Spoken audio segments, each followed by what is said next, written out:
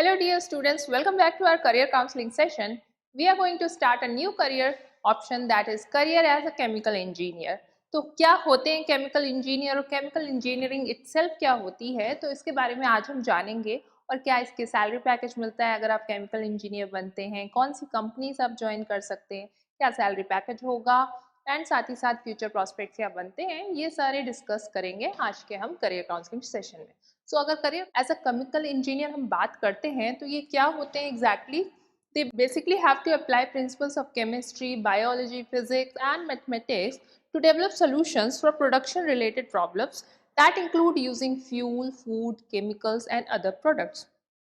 यानी कि क्या निकल के आ रहा है सामने कि हमारी डे टू डे लाइफ में हम जितने भी सब्सटेंसेस अपने अराउंड पाते हैं, यूज़ करते हैं, या किसी ना किसी मॉडिफाइड फॉर्म में हम उसे यूज़ कर रहे हैं, तो ये सबको उनकी जानकारी स्टडी करना, उनकी सिंथेसिस करना, उनका कंपोजिशन स्टडी करना, फिजिकल स्ट्रक्चर स्टडी करना, एंड जहाँ पे principles of chemistry, biology, physics, mathematics सब अप्लाई होते हैं, तो ये केमिकल इंजीनियर्स बेसिकली इस काम को करते हैं हमारे। ये जितनी भी इंजीनियरिंग फील्ड्स होती हैं तो one of the engineering field ही है ये हमारी। एंड साथ ही साथ it is a job of a chemical engineer to develop processes for large scale manufacturing plants, यानी कि जो इंडस्ट्रियल ऑपरेशंस होते हैं जहाँ पे मैन्युफैक्चरिंग प्लांट्स लगते हैं, जैसे अमोनिया का प्रोडक्शन के लिए प्लांट लगा रहे हैं बड़ा सा लार्ज स्केल पर, हेबस प्रोसेस करना है हमें, कमर्शियल प्रोडक्शन करना है अमोनिया का, या नाइट्रिक एसिड का प्रोडक्शन करना है, ओसोल प्रोसेस करना है, कॉन्टैक्ट प्रोसेस करना है सल्फ्यूरिक एसिड के प्रोडक्शन के लिए। तो वहाँ पे अब आप 100 ml 200 ml तो बनाते नहीं है, बड़े बड़े लार्ज प्लांट्स वहाँ पे आप प्लांट करते हैं, ठीक है, लगाते हैं वहाँ पे। तो इन सबको हैंडलिंग करना, किस केमिकल का कितना रेशियो रखना है आपको फॉर लार्ज स्केल प्रोडक्शन, ये सब काम भी केमिकल इंजीनियर्स का होता है। इसके साथ ही साथ they design the flow of planning and testing of different production cycles and give solutions for managing byproducts. Chemical engineer, they oversee the operations of such facilities, right? तो जब ये प्लांट लगाते हैं, ये कितना प्रोडक्शन साइकिल चलाना है, कितनी देर प्रोडक्शन कराना है, कितनी घंटे की रिएक्शन उसमें करवानी है, एंड साथ ही साथ उसमें अदर जो पैरामीटर्स हैं उन सबको ध्यान में रखना है हमको, ठीक है, उनका रेशियो मेंटेन करना है। तो ये सब जानकारी किसको होती है? जो केमिकल इंजीनियर्स हैं, जो ये प्लांट सेटअप करते हैं वही देखते हैं, ठीक है। और इसीलिए उसकी विदिन फ्यू आवर्स और few minutes according to product जो हम बना रहे हैं उसकी मॉनिटरिंग भी करनी होती है। तो ये सब काम इनके अंदर आता है। तो बड़े बड़े केमिकल प्रोसेसेस जो हम कंडक्ट कराते हैं इंडस्ट्रीज में, फैक्ट्रीज में, तो they are handled by these chemical engineers only.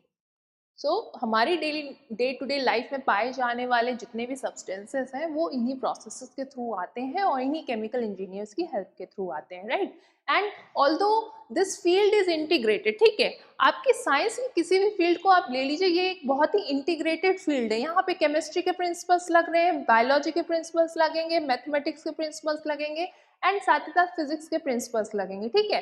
तो इन सबको ध्यान, एंड अगर आप सेल्स पर्पज पे जाएंगे तो आपके कॉमर्स के प्रिंसिपल्स लगने स्टार्ट हो जाएंगे वहाँ पर, राइट। तो एवरीथिंग इज सो इंटीग्रेटेड कि यहाँ पे आपको हर पहलू की जानकारी होना ज़रूरी बन जाता है। इसके बाद अगर हम एजुकेशनल पाथवेज की बात करें कि आप कौन से पाथवेज यानी कि कौन सी स्ट्रीम सिलेक्ट करके केमिकल इंजीनियर बन सकते हैं, तो उसके लिए देखिए पहला पाथवे हमारे पास कि क्लास 10th के आप सब्जेक्ट्स पढ़िए, ठीक है, एज पर नॉर्मल स्कीम जो हर स्कूल ऑफर करता है 5 सब्जेक्ट्स आपके, ठीक। देन 11th 12th में you have to pick a PCM group, ठीक है, PCM ग्रुप आप लोगे and then you will go for bachelors degree, that is under graduate course in chemical engineering, ठीक है। तो आपने बीटेक कर लिया या डिप्लोमा कोर्स भी आप कर सकते हो, आगे देखोगे आप। तो अंडर ग्रेजुएट कोर्स आप करोगे, सब्जेक्ट लेकिन केमिकल इंजीनियरिंग सेलेक्ट करना है। सेकेंड पार्ट में हमारे पास क्या आ जाता है, 10th तक नॉर्मल सब्जेक्ट्स पढ़े आपने, देन 11th 12th में PCM ले लिया, देन आपने under graduate course chemical engineering में कर लिया, एंड देन आपके आगे आपने मास्टर्स भी कर लिया, PG इन केमिकल इंजीनियरिंग, ठीक है, पोस्ट ग्रेजुएट कोर्स आपने किया।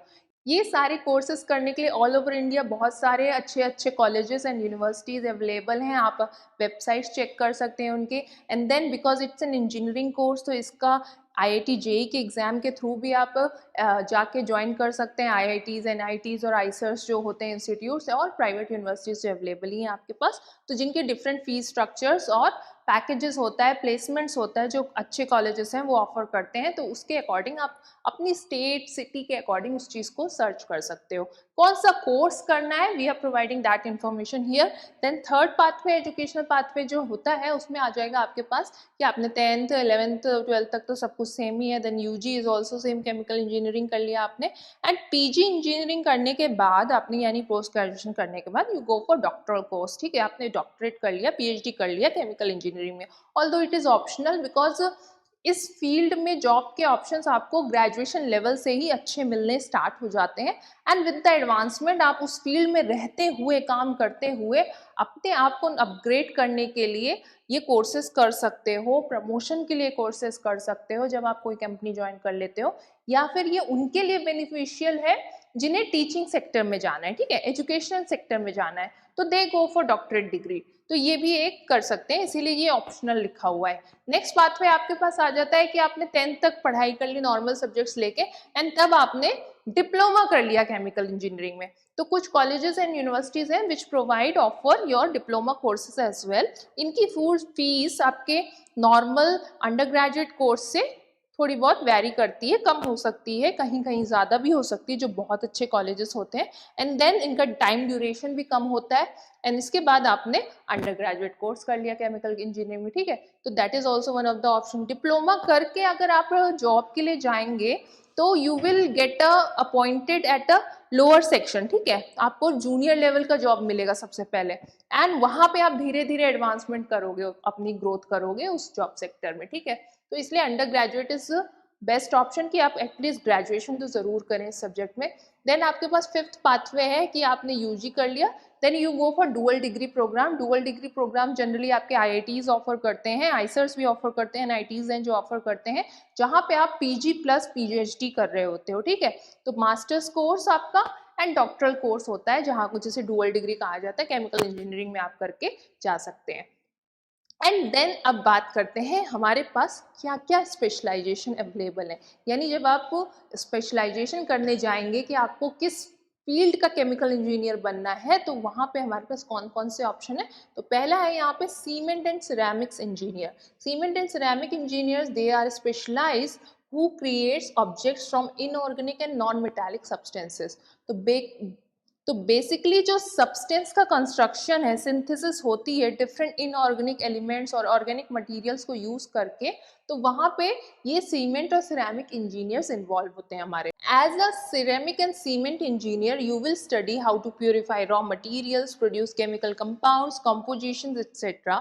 You will produce cement and several ceramic products। तो सीमेंट है आपका, जैसे इटसेल्फ सीमेंट है, सीमेंट है जो सिरेमिक के जितने प्रोडक्ट आइटम्स बनते हैं, घरेलू प्रोडक्ट्स बनते हैं आपके, डेकोरेशन के प्रोडक्ट्स बनते हैं आपके, तो ये सब में उसका जो कॉम्पोजिशन है, रॉ मटेरियल है जिससे उसे बनना है, इस सब की स्टडी या इन सब को बनाने का, उसकी कंस्ट्रक्शन का, डिज़ाइन करने का काम सीमेंट और सिरेमिक इंजीनियर्स के अंडर आता है। Then you also expertise in raw material analysis, analyse करोगे उसके फिजिकल स्ट्रक्चर, कंपोजिशन को, सिरेमिक प्रोसेसिंग कैसे हो रही है, waste management, thermodynamics, equipment design etcetera, कितना हीट और रिलीज या देना है उसको, ये सब देखना है, टेम्परेचर फ्लक्चुएशन देखने हैं आपको, ये सब काम इनके अंडर आ जाता है। नेक्स्ट आपके पास स्पेशलाइजेशन है डाई स्टफ टेक्नोलॉजीज, यानी कि जो डाइस की कंपोजिशन को सिंथेसाइज करते हैं, पेंट्स के सेक्टर में हो गया, जो डिफरेंट डाइज होते हैं, टेक्सटाइल इंडस्ट्रीज में हम जो डाइज यूज़ करते हैं कलर देने के लिए कपड़ों को, या अदर सब्सटेंसेस जिसमें हम कपड़े के अलावा भी जैसे कलर्स दे रहे हैं उन सब्सटेंसेस में, तो ये वो वाले टेक्नोलॉजिस्ट हैं, हमारे इंजीनियर्स हैं। They are expert who mixes organic compound to create colours and dyes of large scale basis. साथ ही साथ as a dye stuff technologist you will manufacture colourants from both natural and synthesis process, यानी कि natural substances हैं जिनमें से naturally आप colour extract करते हो, देन उसको सिंपली प्रोसेस करते हो, एंड कभी कभी आप डायरेक्टली भी एज अ रॉ मटेरियल उसे यूज कर लेते हैं फॉर द कलरिंग पर्पजेज, या फिर आप सिंथेसाइज करते हैं नए कलर्स को by combining your natural colours which are present already in the nature, या फिर उनके स्ट्रक्चर को स्टडी करके आप नए कलर्स को, डिफरेंट कलर्स को, जैसे पिंक के डिफरेंट शेड्स कहे जाते हैं, तो ये सब ये कॉम्बिनेशंस हम जनरेट करते हैं, तो ये काम ये डाई स्टफ टेक्नोलॉजिस्ट का ही होता है। You will B an expert in plant management, वो जो पावर प्लांट लगाया जाएगा वहाँ पे आपके प्रोडक्शन प्रोसेस के लिए, डिज़ाइन, केमिकल कंपाउंड्स में मिक्सचर्स के लिए एक्सेट्रा। तो ये सारे काम एक डाई स्टफ टेक्नोलॉजिस्ट करता है। इसके बाद थर्ड स्पेशलाइजेशन हमारे पास आ जाता है, दैट इज ओलियोकेमिकल्स टेक्नोलॉजिस्ट। अब ये कौन होते हैं कि they are expert of producing and manufacturing vegetable oils, animal oils and fats and oleochemicals from these fats and oils। यानी कि large molecular mass containing fats और ऑयली सब्सटेंसेस जो होते हैं उनसे हम डिफरेंट डिफरेंट केमिकल सब्सटेंसेस को synthesise करते हैं, एक्सट्रैक्ट करने का प्रोसेस करते हैं, उनके डिकम्पोजिशन करा के, डिफरेंट ऑर्गेनिक रिएक्शंस करा के हम डिफरेंट सोर्सेस हैं, जैसे ये ऑयल्स हैं, एनिमल ऑयल्स हैं, इनमें से हम नए प्रोडक्ट्स, नए केमिकल कंपाउंड्स जनरेट करते हैं, ठीक है, जिनको यूज़ करके आप नए सब्सटेंसेस बनाओगे, whether that can be medicinal, food वाले हो सकते हैं या फिर एनर्जी प्रोसेस के लिए हो सकते हैं, कोई भी प्रोसेस के लिए वो हो सकते हैं, ठीक है। दैट डिपेंड्स आपने किस टाइप का केमिकल उसमें से ये सब्सटेंस आपने एक्सट्रैक्ट किया है। They also work in a number of industries including soap, food, cosmetics, pharmaceuticals, etc. जैसे कि आज के डेज में आप देखते होंगे कि इतने सारे कॉस्मेटिक्स के जो प्रोडक्ट्स अवेलेबल होते हैं तो दे आर ओमेगा रिच, आपका ये प्लांट का रिच है, इस फ्लावर के एक्सट्रैक्ट्स का रिच है, जोजोबा ऑयल का रिच है। तो ये सब क्या है, प्लांट्स और एनिमल सोर्सेस से ही एक्सट्रैक्ट करते हो आप फैट्स और ऑयल्स को, एंड उसमें एक आध कुछ जो कंपोनेंट होते हैं जो रिस्पॉन्सिबल हैं, जैसे एंटी एजिंग फैक्टर के लिए हो गया, एक्ने ट्रीटमेंट के लिए हो गया, वाइटनिंग ट्रीटमेंट के लिए हो गया, आपके ब्लेमिशेस हटाने के लिए, पिगमेंटेशन हटाने के लिए। तो ये डिफरेंट डिफरेंट चीज़ों को आप कहीं से एक्सट्रैक्ट करते हैं, तो उसकी नॉलेज आपको जब उसके कंपोजिशन स्ट्रक्चर के बारे में पता होगा तभी तो आप कर पाएंगे। तो that all falls under the category of a job role of a chemical engineer. तो वो ये सब काम करते हैं, तो डिफरेंट डिफरेंट प्रोसेसेस में वो इन्वॉल्व हैं, सोप बनाने में, फूड बनाने में, कॉस्मेटिक, फार्मास्यूटिकल्स, मेडिसिन बनाने में यहाँ पे। तो ये ओलियोकेमिकल टेक्नोलॉजिस्ट होते हैं। सो नेक्स्ट स्पेशलाइजेशन हमारे पास आ जाता है पेंट्स टेक्नोलॉजिस्ट का। ये ऐसे केमिकल इंजीनियर्स होते हैं जो कि नए पेंट्स के, नई वैरायटी ऑफ पेंट्स को डेवलप करेंगे, जैसे कि भाई मॉइस्चर को जो प्रिवेंट कर रहा है, सन रेस को ब्लॉक कर रहा है, बैक्टीरियासाइडल है वो, यानी बैक्टीरियाज की ग्रोथ नहीं होने देता है, तो इस टाइप के, और जल्दी खराब नहीं हो रहा है, ड्यूरेबिलिटी उसकी ज़्यादा है। तो भाई इनमें कुछ तो मॉडिफिकेशन इस कैटेगरीज में किया जाता होगा ना, उनके रॉ मटेरियल्स और इंग्रेडिएंट्स में हम कुछ कैटेगरी डिफरेंस रखते हैं, जिस वजह से हमको डिफरेंट वैरायटी ऑफ पेंट्स मिलते हैं। तो ये काम भाई who studies about these resins, polymers and pigments, जिनसे पेंट मिलेगा, और ये भाई नेचुरल और सिंथेसाइज दोनों हो सकते हैं, ठीक है। As a paint technologist they also study the chemical function of each ingredient, हर केमिकल का क्या फंक्शन है इसके बारे में वो पढ़ते हैं, which is use to produce paint, right. And you will be involve in raw material analysis, भाई एक एक इंग्रेडिएंट जिससे आपको वो पेंट बनाना है उसका क्या काम है, क्या रोल है, क्या बाइंडिंग प्रॉपर्टी है, पेंट को किस तरह से उसकी एग्जैक्टनेस बनाए रखेगा, थिकनेस बनाए रखेगा, लचीलापन बनाए रखेगा, इस सब को स्टडी करता है। प्रोसेसिंग है भाई, उसके बाद सिंथेसिस के बाद वेस्ट प्रोडक्शन भी उसका कम करना है, वेस्ट मैनेजमेंट उसका करना है, एंड कैसे अपरेटस, इक्विपमेंट डिजाइन हमारी कैसी होगी, that all comes under the job responsibility of a paint technologist. After that, you are also responsible for developing new products as well as improving the quality of already existing products. तो अभी अगर जैसे हमारे पास paint ऐसा है जो भाई bactericidal है, अब now we want to make virucidal also, right, हम वायरस को उसको ग्रो नहीं कराने देना चाहते हैं, तो अब उसे कोई ऐसी प्रॉपर्टी स्टडी करनी है जो वायरस की ग्रोथ को प्रिवेंट करेगा। तो ये सारी चीज़ें हम स्टडी करते हैं, नए इम्प्रूव्ड प्रोडक्ट्स बनाते हैं, और ऑलरेडी जो प्रोडक्ट्स हैं उनको और कैसे इम्प्रूव कर सकते हैं, ये सब काम एक पेंट टेक्नोलॉजिस्ट, केमिकल इंजीनियर करता है। So with this, we will wrap up our episode here only, where we have discussed about that who are chemical engineers, what are the different educational pathways which they adopt in order to become a chemical engineer, and what kind of specializations are available in this industry. So with this, we will wrap up our session here and we'll discuss the next part of this career in our next episode. Till then, thank you so much.